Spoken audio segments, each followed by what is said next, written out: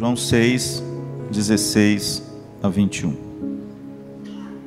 Todos acharam? Depois eu queria que você puder permanecer com a sua Bíblia aberta, por favor.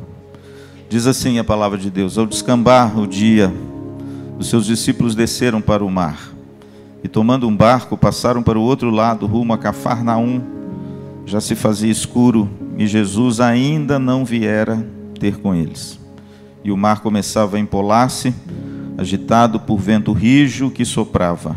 Tendo navegado uns 25 a 30 estágios, entre 5 a 6 quilômetros, eis que viram Jesus andando por sobre o mar, aproximando-se do barco, e ficaram possuídos de temor. Mas Jesus lhes disse: sou eu, não temais. Então eles de bom grado o receberam, e logo o barco chegou ao seu destino. Irmãos, há muitos anos atrás, quando eu pastoreava a igreja presbiteriana Betel, em Belo Horizonte, eu fui acometido de uma braquialgia cervical esquerda. Você sabe o que é isso? Os médicos inventam uns nomes estranhos, mas a braquialgia cervical esquerda não é nada mais do que uma hérnia na coluna cervical, e essa hérnia se inflama, ela sai, e pinça os nervos do braço esquerdo. Essa enfermidade causa uma dor terrível. É muito doloroso, porque além de ser uma dor crônica, ela é uma dor latejante, aquela coisa que lateja. Então doía o meu braço todo esquerdo até no início da mão.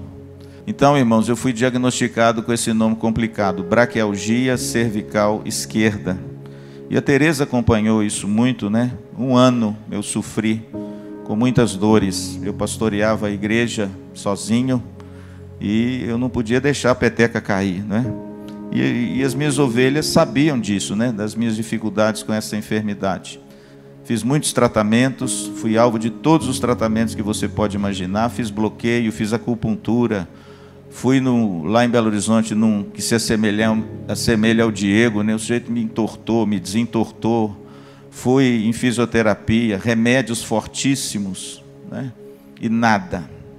A dor me acompanhava sempre. E o interessante é que eu chegava na igreja, as minhas ovelhas preocupadas comigo, elas perguntavam para mim: pastor, suas dores melhoraram? E a minha resposta durante um ano longo foi a mesma: ainda não. Ainda não.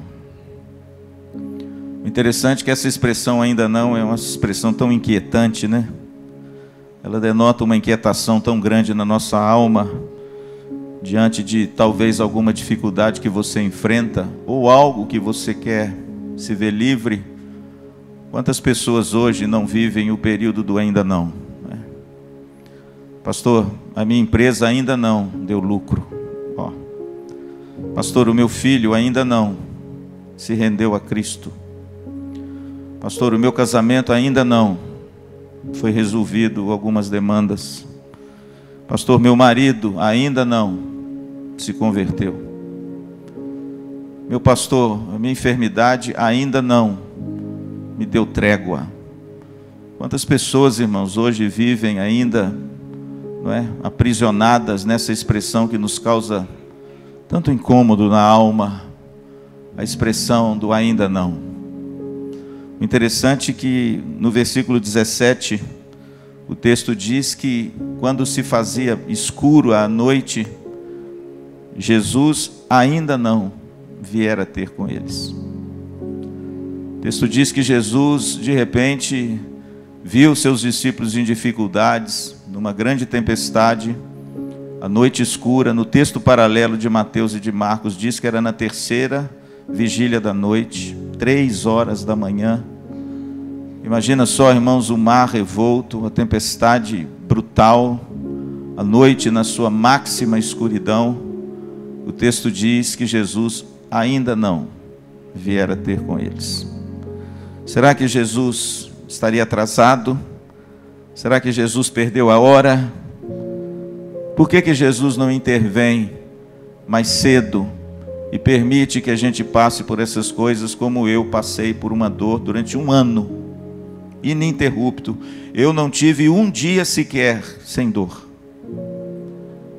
Talvez você ainda não enfrentou isso. Mas esse ainda não, a gente se pergunta: Senhor, por quê? Por que o Senhor ainda não vier a ter comigo? Por que esse ainda não ainda teima em fazer parte do meu coração, da minha alma e do meu vocabulário? O que o aparente atraso de Jesus tem a nos ensinar? A escola do discipulado de Cristo para com seus discípulos passou pelo ainda não. O que o ainda não de Cristo ensina a nós hoje, se você hoje tem essa expressão na sua alma? Se você espera algo acontecer e as pessoas te perguntam e você responde: ainda não. Eu ainda não melhorei. E aí a gente pergunta: até quando, Senhor? Até quando? Como orou Davi no Salmo: até quando o Senhor vai me deixar nessa situação e não vai vir ter comigo? Davi fez essa oração muitas vezes: até quando, Senhor, as minhas lágrimas vão molhar o meu travesseiro? Interessante, irmãos, que o texto diz que Jesus ainda não viera a ter com eles. Quais são as razões pelas quais Jesus parece atrasar? Quais são as razões pelas quais Jesus protela uma intervenção mais pontual e deixa a gente com esse coração angustiado, às vezes, de uma resposta do ainda não? Esse texto é precioso, irmãos. Como é precioso esse texto. Esse texto diz que Jesus ainda não viera a ter com eles quando a noite estava mais escura, por algumas razões. Eu quero, por favor, elencá-las aqui com vocês nessa manhã de forma breve. O texto diz no versículo 18, olhe comigo: e o mar começava a empolar-se, agitado por vento rijo que soprava. O texto paralelo de Mateus e de Marcos diz que levantou-se uma grande tempestade. Jesus ainda não viera ter com eles, em primeiro lugar, para que os discípulos vivenciassem a realidade da tormenta. Interessante, irmãos, que o cristão, vocês sabem disso, os cristãos não estão imunes às tormentas, às dificuldades e às vicissitudes dessa vida. Nós não passamos por essa vida incólume. O fato de você ter Cristo não te blinda quanto às agruras dessa vida e à queda desse mundo. Todos nós, irmãos, estamos sujeitos às tormentas, e os discípulos de Jesus estavam na escola do discipulado e eles precisavam aprender que as tormentas são reais. E eles precisavam, acima de tudo, vivenciar essa realidade. Ser cristão, irmãos, não significa trazer o céu para a terra. O céu, guarde isso, não é aqui. Aqui é o lugar das misérias. Aqui é o lugar das mazelas humanas. Aqui é o lugar do nosso corpo frágil se deteriorar. Aqui é o lugar onde os nossos dentes caem. Aqui é um lugar onde o nosso cabelo cai. Aqui é o lugar onde as rugas tomam conta da nossa face. Aqui é o lugar onde o nosso corpo padece de enfermidades. As tormentas, irmãos, fazem parte da nossa vida. Não fique desanimado se a tempestade assaltar você. Isso faz parte da vida cristã, amém? Jesus nunca disse que aqui nós viveríamos o céu. Pelo contrário, Jesus, a escola do discipulado de Jesus foi muito séria, muito dramática, foi muito forte. Ele permitiu que seus discípulos ficassem no meio da tormenta até a mais alta escuridade da noite. As tormentas não são resultados do desfavor de Deus. A teologia neopentecostal, irmãos, tem alguns desacertos nela que não são verdadeiras. Quando diz que você tem que ser sempre um vitorioso, sempre conquistar as coisas, você tem que exigir de Deus um corpo saudável, um dinheiro no bolso, e que de repente você precisa mostrar-se como alguém que é um superstar, um super-homem. Mas na realidade, irmãos, quando a gente olha para a Bíblia, As tormentas não são resultados do desfavor de Deus. Existem algumas igrejas que impõem sobre os ombros dos crentes um peso maior do que a própria tormenta, quando eles dizem que é falta de fé. Já ouviu isso? Você está doente porque está faltando fé. E aí começam a arrumar um monte de desculpas, depositando a culpa em nós mesmos de algo que faz parte do plano glorioso de Deus para nós. As tormentas, irmãos, não são mostras do desfavor de Deus. Pelo contrário, o Hernandes diz que as tormentas são profundamente pedagógicas. Elas fazem parte da agenda de Deus na sua vida. Amém? Foi através das tormentas que Jonas acertou o rumo. Você já pensou nisso? Jonas pegou um navio para Balneário Camboriú. Ele queria Tarsis. Lá era o lugar dos deleites, dos prazeres. Lá é o lugar do maringaense passar as férias. Mas o engraçado, irmãos, que ele pega o navio, paga o navio, parte no navio, mas quando chega no meio da viagem, se levanta uma grande tormenta, porque o lugar dele não era Tarsis, o lugar dele era Sarandi. Mas quem quer ir para Sarandi e passar férias? Nada contra Sarandi, nós temos uma igreja lá abençoada. Inclusive, se você estiver passando férias lá, visita o pastor Edward. Deixa eu ser mais dramático então. Ele não quer ir para o sertão nordestino. Ele quer ir para Tarsis. Pastor, como é que um coração impenitente, imprudente, endurecido, que diz não à vontade de Deus, retorna ao caminho? Vou ter que se levantar uma tormenta. E aí de repente no meio da tormenta, irmãos, Jonas compreende que aquela tormenta é parte da providência de Deus para que ele acertasse a sua vida e o seu prumo e respondesse satisfatoriamente ao chamado de Deus. E ele mesmo diz, olha, não fiquem preocupados não, porque eu sei a razão dessa tormenta, eu sou a causa. Essa tormenta é porque eu sirvo a Deus, o Deus verdadeiro, o Deus dos hebreus, e foi Ele quem levantou essa tormenta, porque eu estou nesse navio. E Jonas vai mais longe ainda. Ele é corajoso, irmãos. Ele é um profeta esquisito. Ele diz assim, olha, pode me julgar no mar, porque é por minha causa que essa tormenta está aqui. E quando eu for julgado no mar, essa tormenta cessa. E foi o que aconteceu. A Bíblia diz que um grande peixe, as crianças adoram essa história, né? A Bíblia diz que um grande peixe, comeu Jonas e levou Jonas para o fundo do profundo dos mares. Mas o texto diz que lá, irmãos, no mais fundo e no mais profundo, onde o ser humano pode descer, na escuridade, na sujidade, na solidão, muito mais fundo do que o porão do navio, Jonas faz uma oração.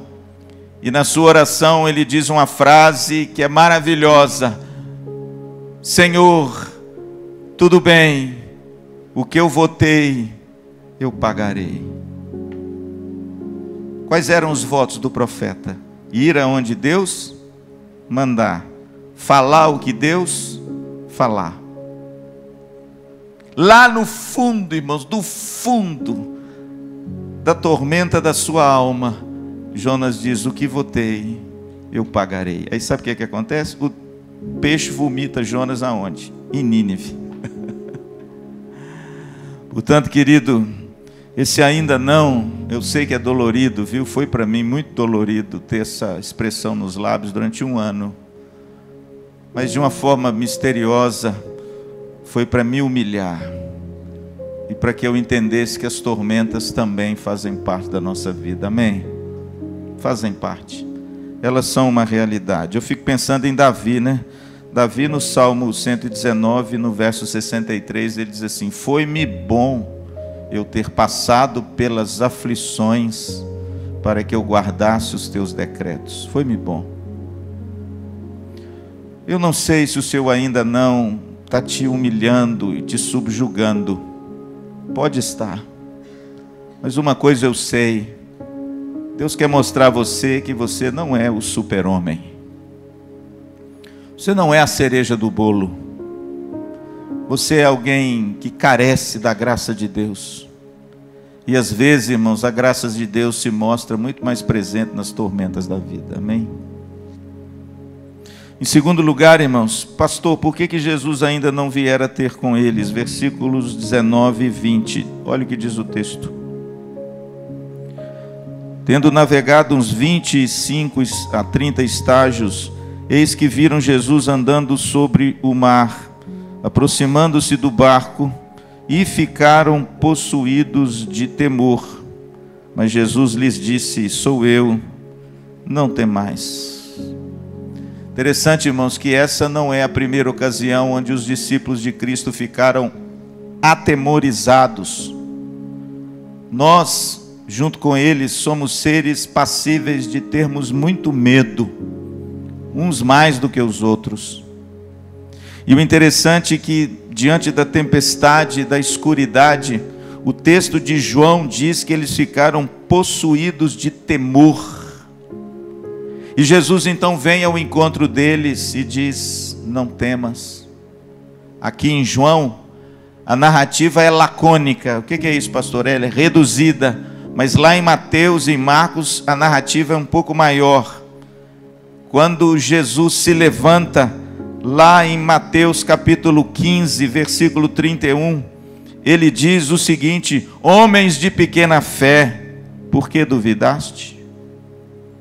E aí a gente descobre, irmãos, a segunda razão pela qual Jesus às vezes se atrasa e a gente tem o gosto amargo nos lábios do ainda não. Em primeiro lugar, Jesus ainda não viera ter com eles para que eles experimentassem a realidade da tormenta, como eles experimentaram, principalmente depois que Jesus foi assunto aos céus. A história da igreja mostra as tormentas pelos quais os cristãos passaram. Mas a segunda razão pela qual Jesus ainda não viera ter com eles é para que eles desenvolvessem uma fé madura e corajosa. É aquilo que eu digo, irmãos. São através das lutas e dificuldades da vida que o nosso caráter é forjado. Vocês já sabem disso. É através das tormentas e das tempestades que a nossa confiança em Deus é posto à prova. E muitas vezes é onde a gente consegue se desfazer das coisas terrenas e depositar a nossa confiança somente nas mãos de Deus. No final, irmãos, eu confesso a vocês que no final de um ano sofrendo, a Tereza acompanhou tudo, no final de um ano sofrendo, depois de fazer tudo que você pode imaginar de tratamento, aplicação, de injeção, de bloqueio de dor, de remédios fortíssimos que atacou muito o meu fígado, eu virei para a Tereza e falei: olha, quer saber? Eu não vou fazer mais nada. Eu vou esperar o que Deus tem para mim agora. Porque na realidade, irmãos, Jesus, Ele experimentou isso para com seus discípulos, para que os seus discípulos pudessem ter uma fé mais madura. Uma fé que não depositasse a sua confiança em circunstâncias favoráveis, entende? Uma fé que de repente não fosse dependente de tudo ir bem na sua vida. Uma fé que fosse a fé ainda não. Como é difícil a gente ter uma fé alegre, vibrante e fervorosa com ainda não nos lábios, né? Mas é isso que Jesus quis ensinar para os seus discípulos. Seus discípulos ainda eram homens tacanhos, amedrontados. Tanto é verdade, irmãos, que o livro de João mesmo diz que depois da assunção de Cristo, antes dele se apresentar aos seus discípulos lá na Galileia, o texto de João diz que eles estavam com as portas fechadas, com medo dos judeus, com medo. Depois de tudo, irmãos, que Jesus infringiu a esses homens para que eles tivessem uma fé mais madura, uma fé mais robusta, uma fé mais corajosa, mesmo assim, irmãos, o texto diz que eles estavam com medo dos judeus. Pastor, por que Jesus ainda não viera ter com eles? Para que a nossa fé não fosse a fé do por causa de. Muita gente, irmãos, que serve a igreja, que adora a Cristo, que tem uma vida de devoção, de oração, de adoração a Cristo, mas que é dependente das circunstâncias que ele vive. É a fé por causa de... Ah, pastor, eu estou tão alegre, meu filho passou no vestibular, então eu vou adorar a Deus. Fé por causa de... Eu não estou dizendo, irmãos, que a gente não tem que se alegrar e não agradecer a Deus por essas coisas, mas a fé vai muito além do que isso. O que Deus quer é a fé apesar de. É a fé ainda não. Cantar, irmãos, quando tudo vai bem, todo mundo canta. Cantar quando você recebeu uma grande bênção e você foi galardoado ou beneficiado de um favor tão bonito que você esperava há tanto tempo. Irmãos, isso, me desculpem, é fácil. Cantar quando todas as coisas estão bem, você tem um emprego, seu filho está bacana, seu casamento vai bem, aí você recebe ainda uma bênção grande, e aí a sua fé é aquecida, você adora a Deus, você põe um sorriso nos lábios, seu semblante muda. Irmãos, tudo isso é maravilhoso demais e faz parte da vida cristã, mas ela não é só isso. Pastor, por que Jesus se atrasou? Porque Jesus queria que os seus discípulos tivessem uma fé que estava acima dessas coisas, acima das coisas boas. Eu já preguei aqui há muitos anos atrás um texto que eu gosto muito. Qual é, pastor? O texto de Moisés saindo do Egito. O texto diz que quando eles pararam defronte do Mar Vermelho, eu já estive lá 2 vezes, uma bênção. Quando eles pararam de frente do Mar Vermelho, eles olharam para frente o mar, olhavam para o lado as montanhas do Sinai, olharam para trás o exército de Faraó. E agora? O texto diz, irmãos, lá em Êxodo, que o povo desandou a reclamar, a desdenhar, a murmurar, a acusar Moisés. Está vendo? Você nos tirou da terra do Egito. Lá nós tínhamos pepinos, lá nós tínhamos cebolas, lá nós tínhamos as coisas boas, e agora o Senhor nos colocou aqui nesse deserto. Faraó está no nosso encalço, nós vamos todos morrer. Às vezes é assim conosco, né, irmãos? Quando a gente não vê saída, depois das 10 manifestações tão vitoriosas de Deus no Egito, das pragas, o povo se esqueceu daquilo tudo. Fala a verdade, a gente também, né? E aí de repente você conhece o texto, né? O texto diz, olha, Moisés foi para Deus, falou, Deus, dá um jeito, porque eu não aguento mais esse povo. Está reclamando de tudo, reclama de tudo, murmura de tudo. Aí a Bíblia diz que à noite soprou um vento oriental a noite inteira. E quando amanheceu o dia, as águas estavam divididas. E Moisés recebeu de Deus a seguinte ordem: diga ao povo que marche. Você conhece o texto, né? Moisés entra naquele mar, irmãos, eu não sei como até hoje, isso é um milagre extraordinário. E a Bíblia diz que todos passaram a pé enxuto, e as águas do mar pareciam como uma parede à esquerda e à direita. Pastor, me explica isso aí. Não tem explicação. Mas o que tem explicação é que os cavaleiros, os cavalarianos e o exército de Faraó entrou atrás. E quando o povo apertou o passo, porque o exército estava atrás, quando eles chegaram do outro lado, o último que pisou em terra, sem ser do mar, a Bíblia diz que as águas engoliram todos os cavaleiros. E o exército de Faraó foi completamente derrotado. Ah, irmãos, aí sabe o que diz o texto? Miriam, todos do povo celebraram com tamborins, com cânticos, com danças, o livramento de Deus. Ah, aí é fácil, né?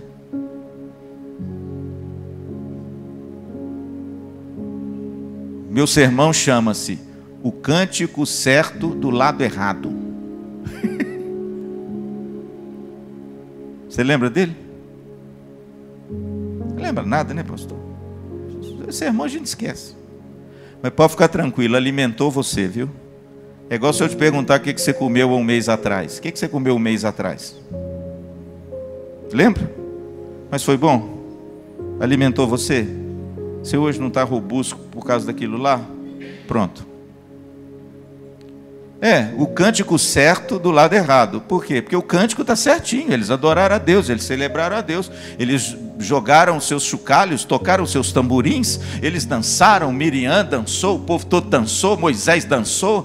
Foi aquela alegria no arraial. O cântico está certinho. Mas, irmãos, me desculpa, eles cantaram do lugar errado. Eu tinha que ter cantado isso aí quando o negócio apertou. Como muitas vezes a gente vê no livro dos reis e dos profetas e da história de Israel, que quando o povo não tinha saída, ele buscava a Deus, cantava e adorava, e Deus dava vitória. Você está entendendo agora por que de repente, irmãos, Jesus ainda não viera ter com eles?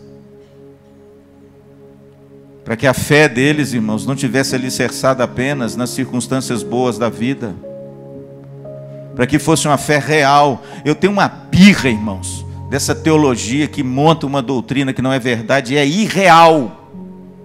Porque a teologia verdadeira, ela tem que desaguar na nossa vida cotidiana. Se a teologia não tem respostas para a nossa vida cotidiana, essa teologia está errada. Porque teologia, irmãos, é vida. E ela tem que ter respostas para as coisas da vida. E por favor, irmãos, respostas honestas, que não enganem as pessoas com mentiras para encher e lotar as igrejas. A realidade, irmãos, é que o ainda não pode estar fazendo parte da sua vida. Minha empresa ainda não decolou, pastor. Ainda não. A minha dor, pastor, ainda não melhorou. Ainda não. Mas tudo isso, irmãos, Jesus não faz porque Ele nos odeia, Ele faz porque Ele nos ama. Ele faz porque a escola do discipulado e a fé em Cristo tem que se sobrepor às circunstâncias da vida. Nós não temos que demonstrar nossa fé apenas quando tudo vai bem, mas acima de tudo quando algo não vai bem. Amém? A têmpera do cristão está aí. Eu sempre digo que o cristianismo tem dois extraordinários, meu pastor. O cristianismo é a única religião, e quando eu falo de religião, eu falo da verdadeira religião. O cristianismo é a única religião que tem dois pilares que você não se encontra em religião nenhuma, e que distingue, como diz Bonhoeffer no seu livro Discipulado, de todas as outras coisas, e que é considerado o extraordinário da vida cristã. O primeiro é cantar na adversidade. Só o cristianismo tem isso. Paulo e Silas, quando estavam presos, açoitados, com vergões nas costas, presos em troncos, porque foram pregar o evangelho, e ele foi obediente ao chamado de Deus, lá em Atos, quando diz, passa a Macedônia e ajuda-nos. Não foi o diabo quem o levou, não foi ele quem quis ir, foi Deus quem o levou até Filipos. Mas quando ele chega lá, irmãos, ele está com as costas vergões, ele está algemado, ele está preso com troncos nos pés e nas mãos. Mas o texto diz em Atos 16 que à meia-noite ele cantava louvores ao Senhor.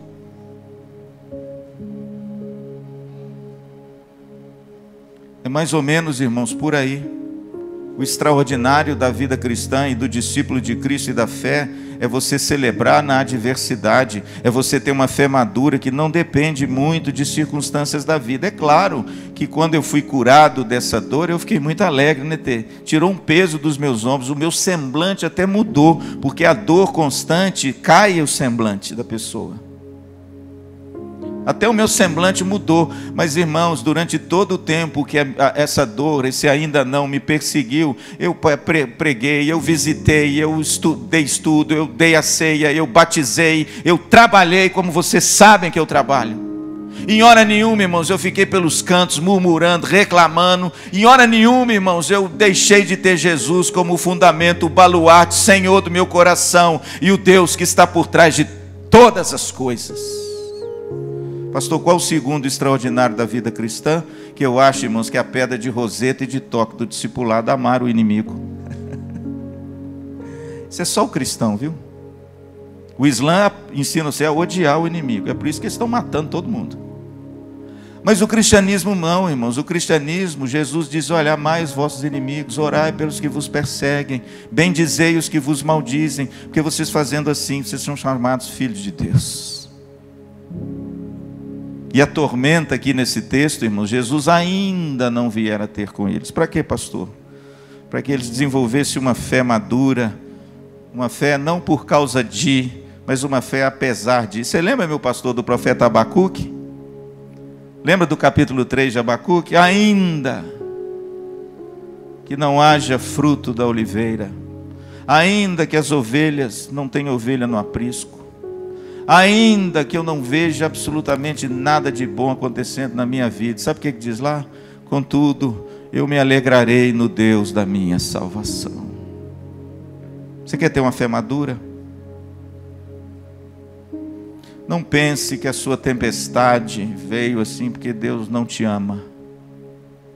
Não pense que Jesus está dormindo.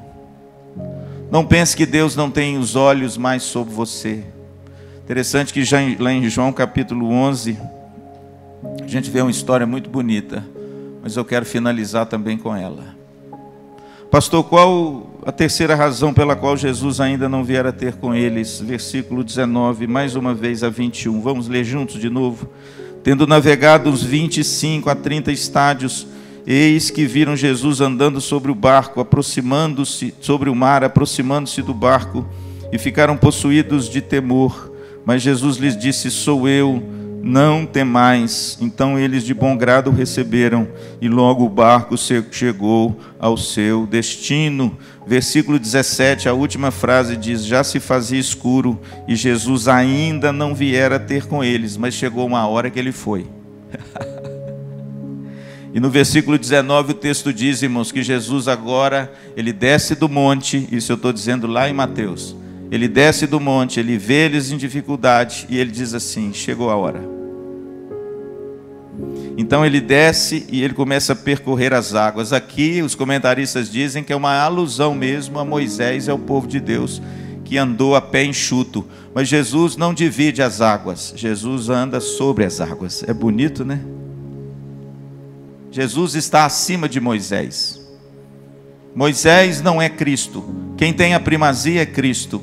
Cristo não divide as águas e nem deixa o barco ficar em seco. Jesus é aquele que anda sobre as águas.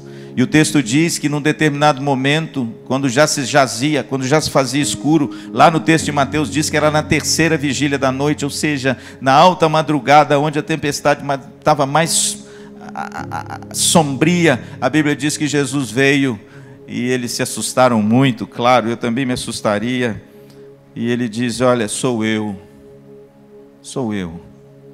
não temais. E o texto diz que quando Jesus entra no barco, lá no texto paralelo diz que se fez grande bonança. Ainda não, mas deixa eu te dizer uma coisa, irmãos, esse ainda não vai durar para sempre, tá bom? Pastor, por que Jesus às vezes demora em nos acudir no nosso ainda não? Em terceiro lugar, Jesus ainda não viera ter com eles, para que eles aprendessem a confiar na agenda providencial de Cristo. Deixa eu dizer uma coisa para você: o tempo do Senhor não é o seu tempo, tá bom? Os discípulos precisavam compreender que Deus não estava a serviço deles. A agenda de Deus não pertence à agenda do homem.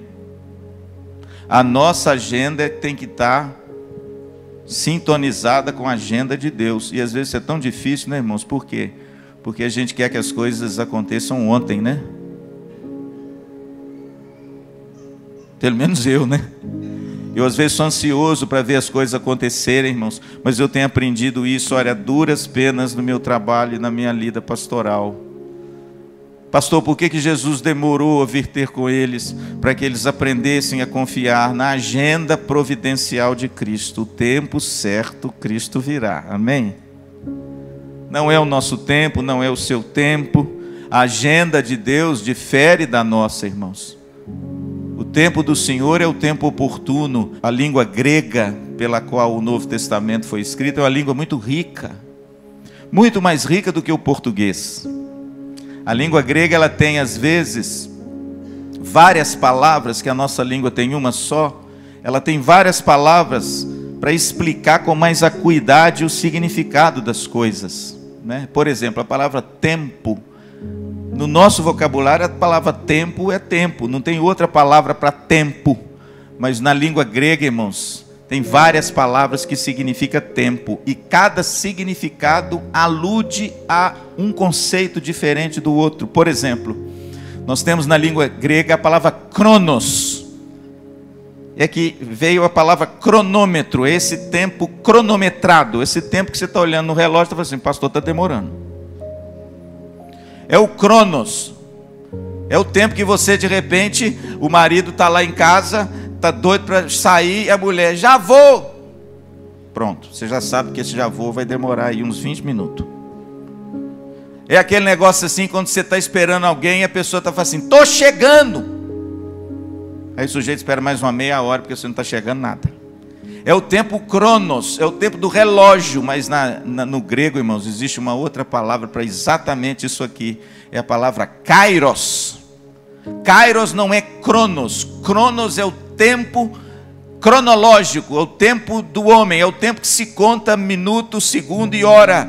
Kairos é o tempo oportuno, é o tempo da oportunidade, é o tempo pela qual aquilo vai acontecer.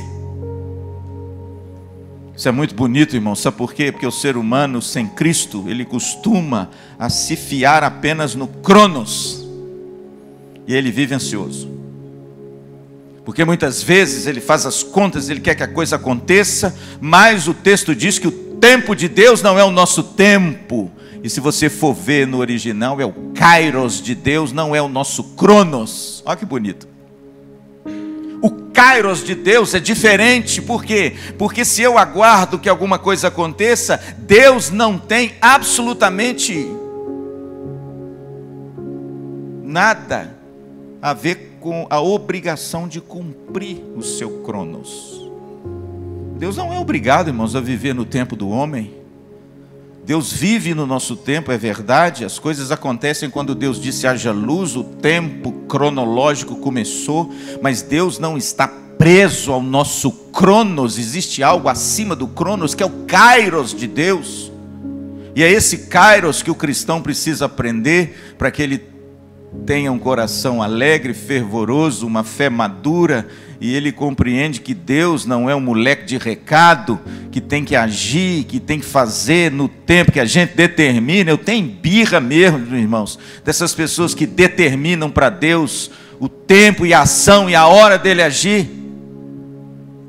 Birra no bom sentido, não é raiva, é uma inquietação de alma, é uma teologia que eu não encontro na Bíblia, é um mexer nas minhas entranhas, porque parece que Deus está a serviço do homem. Isso não é verdade, irmãos. Somos nós que servimos ao nosso Criador, amém? Somos nós que servimos ao nosso Senhor, e o tempo de Deus não é o nosso tempo. Pedro chega a dizer que um dia para Deus são como 1000 anos, e 1000 anos como um dia. Claro que isso não é literal, isso é uma forma poética de dizer o seguinte: o tempo de Deus não é o seu, meu filho. É para isso, irmãos, que também Jesus ainda não viera ter com eles, para eles aprenderem, irmãos, a confiar nessa agenda providencial de Deus. E aí eu termino com o texto da ressurreição de Lázaro. Lá é bonito demais. Se você percorrer um pouquinho, vamos lá, um pouquinho as suas páginas em João 11, você vai ver que a narrativa da ressurreição de Lázaro, ela corrobora muito com esse ponto de você descansar na providência do kairos de Deus, da agenda de Deus. O texto diz no capítulo 11, a partir do versículo 6, quando pois soube que Lázaro estava doente, ainda se demorou 2 dias no lugar onde estava. A Bíblia diz que um mensageiro chegou e falou com Jesus: aquele que tu amas está doente. É bonito, né? Porque você enfrentar as tormentas da vida não significa que você não é mais alvo do amor de Deus. Está enfermo aquele a quem tu amas, versículo 3. Olha que bonito, olha que frase bonita. Está enfermo aquele a quem tu amas. Eu confesso a vocês que durante as minhas dores eu lia muito esse versículo, que a gente pensa que dor é sinal da desaprovação de Deus, né? Está enfermo aquele que tu amas. Oh Jesus, obrigado, o Senhor me ama. Mas ainda não, melhorou. Versículo 6. No versículo 17, irmãos, Jesus chega lá na aldeia. Chegando Jesus, encontrou Lázaro já sepultado havia 4 dias. Irmãos, Jesus, parece que ele não ouviu o clamor daquela família e nem o apelo do mensageiro. Primeiro, porque ele se demora 2 dias. Depois, porque quando ele chega, resolve ir, chega lá, a Bíblia diz que já eram 4 dias, mas no verso 21, Marta abre o coração e fala tudo que estava entalado na garganta dela. Disse, pois, Marta a Jesus, verso 21, Senhor, se estiveras aqui, não teria morrido o meu irmão. Isso é o nosso Cronos, está vendo? Até a maior tragédia que pode acontecer na sua vida está além do Cronos. Para Marta, Jesus tinha que ter ido rápido e ter alugado um carro bem potente para ele chegar lá e pegar Lázaro com vida. Mas ele não faz isso. Ele ainda se demora 2 dias antes de resolver ir. Quando ele resolve ir, mais 2 de viagem, 4 dias. O texto diz mais à frente que o defunto já cheirava mal. E Marta demonstra toda a indignação para com seu Senhor. E ela passa uma descompostura em Jesus quando ele chega. Por isso é que eu digo, ele chega, mas a gente não tem paciência para esperar. E aí ela fala com ele, Senhor, se o Senhor estivesse aqui, meu irmão não teria morrido. Só que ela esquece, irmãos, que na agenda providencial e do Kairos de Deus, a vontade de Deus às vezes não nos é revelada. Por quê? Porque no verso 3, diz assim, mandaram, pois, as irmãs de Lázaro dizer a Jesus, Senhor, está enfermo aquele a quem amas. Agora veja o verso 4. Ao receber a notícia, disse, esta enfermidade não é para a morte, e sim para a glória de Deus, a fim de que o Filho de Deus seja por ela glorificado. Pastor, o que Jesus respondeu? Há um propósito eterno escondido de vocês na morte de Lázaro, e a morte dele vai me glorificar. Esperem. Vocês vão sofrer, vocês vão chorar, ele vai ser enterrado, Marta vai se indignar, mas de tudo isso tem um propósito escondido atrás. É para a glória do Filho de Deus. Você sabia, irmãos, que o seu sofrimento e o meu sofrimento e a minha dor é para a glória de Deus? Por isso eu vou falar um jargão aqui que eu já cansei de falar. Não tenha medo de sofrer. Não pense que Deus deixou de te amar. Não pense que Jesus fechou os olhos para você. Ele tem um Kairos escondido que nós não sabemos, mas que no tempo da oportunidade ele virá. E ele foi. E ele deu um grito. E o Lázaro, que estava morto há 4 dias, saiu. E depois teve uma ceia na casa de Simeão. E Lázaro estava à mesa com Jesus, João 12. Do mesmo modo, irmãos, que no capítulo 6, no texto que nós estamos lendo, o texto diz que eles de bom grado o receberam, e logo o barco chegou ao seu destino. Pode ficar tranquilo, viu? Se você é um discípulo de Cristo, você vai vencer o seu ainda não, as tempestades e as dificuldades, e você vai chegar ao seu destino. Amém? Pode ficar tranquilo, querido, que a gente vai enfrentar essas lutas com razões assim muito plausíveis para a nossa vida de fé. Pastor, por que Jesus então às vezes demora a vir ter conosco? Para que a gente vivencie em primeiro lugar a realidade da tormenta. Deus nunca prometeu, irmãos, que você viveria só flores. Pelo contrário, o mundo é cheio de aflições. Em segundo lugar, Jesus parece que às vezes se demora, não vier ainda ter com eles. Para quê? Para que a gente desenvolva uma fé mais madura e não tão dependente das circunstâncias.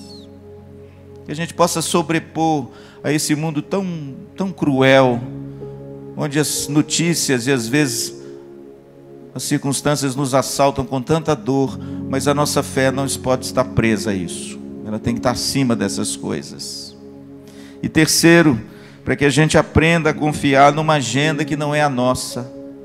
Como eu queria, irmãos, ficar curado daquela dor. Mas interessante, eu fiquei 365 dias com ela. Mas pela graça de Deus chegou o dia que Jesus me curou. E quando Jesus me curou dessa dor, eu nunca mais senti uma dor no braço. Mas olha, viu, Carol, até lá eu sofri. Eu chegava lá na Betel, os irmãos já vinham, né, me acudir. Muitas vezes eu usei até uma tipóia para imobilizar um pouco meu braço. Ia pregar, ia visitar, ia fazer as coisas na igreja, tudo de tipóia. Mas chegou o dia, irmãos, que eu nunca mais usei tipóia. Que Jesus me curou e nunca mais eu tive dor, nunca mais eu tive qualquer desconforto com respeito a esse nome bonito aqui, braquialgia cervical esquerda. Querido, Deus te abençoe. Deus te dê graça. Deixa eu te fazer uma pergunta e eu termino. Que tipo de fé você pratica? A sua fé é a fé por causa de? Sua fé só é devota quando tudo vai bem? Você só consegue se alegrar em Cristo e celebrar o Senhor quando a sua vida está assim, do jeitinho que você esperou? Qual tipo de fé Deus quer para o seu discípulo genuíno, que vai enfrentar as vicissitudes dessa vida e as agruras desse corpo tão corrompido ainda pelo pecado, e que vai ser tão maculado ainda com os anos, para que você entenda que a cronos do homem é importante, mas a gente tem que se submeter ao kairos de Deus, né? Deus é maior. Que tipo de fé você pratica? A fé por causa de ou a fé ainda que? Pastor, ainda que eu não melhorei, mas olha, eu vou me alegrar no Deus da minha salvação e conta comigo para que precisar, que nós estamos aí em nome de Jesus, amém? Uma fé, irmãos, que não está à mercê dos momentos bons, o cântico certo do lado errado, cante o cântico certo do lado certo. O cântico certo do lado certo é na hora do aperto você entoa um hino de louvor a Deus, amém? Paulo cantou, Jesus cantou, irmãos. A Bíblia diz que na hora da ceia, que coisa linda, né? Eu fico maravilhado com isso. A Bíblia diz que na hora da ceia Jesus teve as duas maiores decepções da vida dele. Na hora da ceia Jesus foi traído, e ele sabia. Aquele que molha o pão no meu prato, esse vai me trair. A Bíblia diz que ele então serve primeiro para Judas, ele molha o bocado, come. Jesus olha para ele e diz assim: aquilo que você vai fazer, faz depressa. O texto diz que ele se levantou e foi. E foi na hora da ceia, irmãos, que Pedro se levanta e diz assim: olha, ainda que todos te abandonem, eu jamais te abandonarei. Jesus deve ter dado uma risada de canto de olho, de canto de boca assim. Pedro, antes que o galo cante, você vai me negar 3 vezes. A ceia, irmãos, para Jesus não foi um momento de alegria esfuziante. A ceia, como eu escrevi no meu livro, Jesus de Nazaré, fez parte, e na minha opinião faz parte da paixão de Cristo. A paixão de Cristo não começa quando Jesus foi preso na casa de Caifás, naquele buraco no chão, e passou a noite lá humilhado nos calabouços do mundo. Não. Na minha opinião, irmãos, a paixão de Cristo começa na ceia, onde Ele tira a vestimenta de cima, cinge-se com uma toalha, e o texto diz que Ele lava os pés de quem? De Judas. É lá, irmãos. É lá que começou a paixão de Cristo. Mas sabe o que eu acho lindo, irmãos? João não fala isso, mas os 3 sinóticos falam. A Bíblia diz que quando Jesus acabou de cear, ele cantou um hino. Que lição preciosa. O cântico certo do lado certo. Na hora da dor e da angústia, onde a partir dali ele seria preso e vituperado e vilipendiado na sua alma e no seu corpo, o texto diz que ele cantou um hino. É essa fé que Deus espera de você. É esse tipo de discípulo que Jesus quer forjar em você. Uma fé que está acima de todas as coisas, que depende unicamente do seu Senhor, e uma fé fervorosa para a glória de Deus. Amém? Anime-se nessa manhã. Qual o seu ainda não? Você tem algum ainda não? Pastor, ainda não. Meu marido ainda não conseguiu emprego, ainda não. Pastor, eu ainda não consegui alavancar o meu negócio, ainda não. Mas olha, a despeito do seu ainda não, existe um Deus que reina, que tem um tempo para todas as coisas e que forja o seu caráter para que você continue firme, apesar do ainda não, na certeza de que um dia você vai dizer assim: agora sim, eu não tenho mais a dor. Amém? E vai se fazer tudo bonança.